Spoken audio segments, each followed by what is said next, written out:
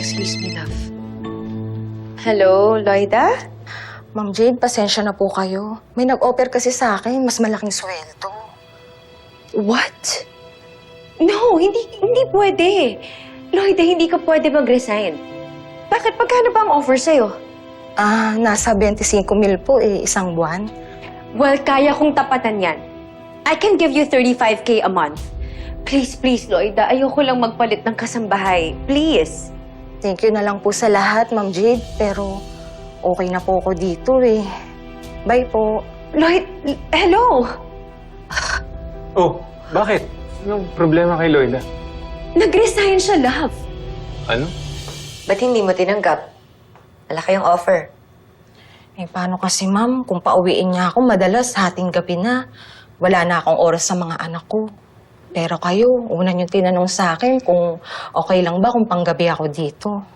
Importante kasi sa akin na may panahon ka sa kanila. Alam mo naman tayong mga nanay, importante sa atin ang mga anak natin.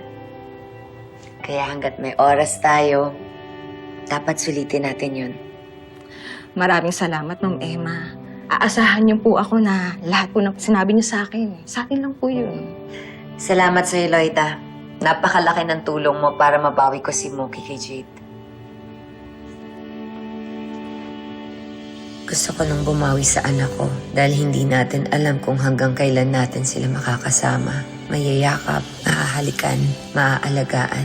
Kung may hahadlang sa atin para maging nanay sa kanila, gagawin natin ang lahat para tibagin ang nakaharang. Oh, Mookie! Hi, Tay. Oh, si Flor to. Tay. Hi, baby girl. Walang yaka? Sakang traidor? Hindi ka pa nakinig! Gumayas ka! Anong ginagawa mo dito? Tita, kailangan po kasi ng trabaho ni Ate Flor eh. Ayun. May sagot na sa problema mo. Eh, anak, kasi itong si Tita Jane, naghahanap ng bagong kasambahay. Eh, resign na kasi si Loida eh. Talaga po? Tita Jade, si Ate Flor na lang po. Well, I'm not sure if Flor is someone I can trust. Tita Jade. Well, baby girl, Sige na, Tita Jade. Si Ate Flor po, I trust her. Tsaka di ba po matagal po kami nagkasama sa bahay. Masipag at responsable po siya.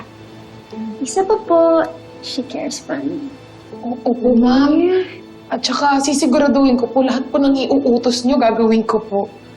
well, Sige na, kunin mo na itong si Flor. Eh, kaysa maganda pa tayo ng nating kakilala. Kaya nga, Tita Jade. Tsaka isa pa po, sobrang komportable ko dyan kay Ate Flor. fine. Sige na, since it looks like they like you. So, Flor, kagaya ni Loida, stay out ka din, ha? And I hope that you'll do a great job taking care of our family. Hindi po, opo, ma'am. Promise po yan. Promise po. Salamat po. Salamat, Danilo. Salamat, Mookie. Thank you, ma'am.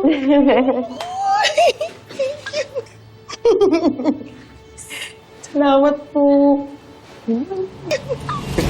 Thank you.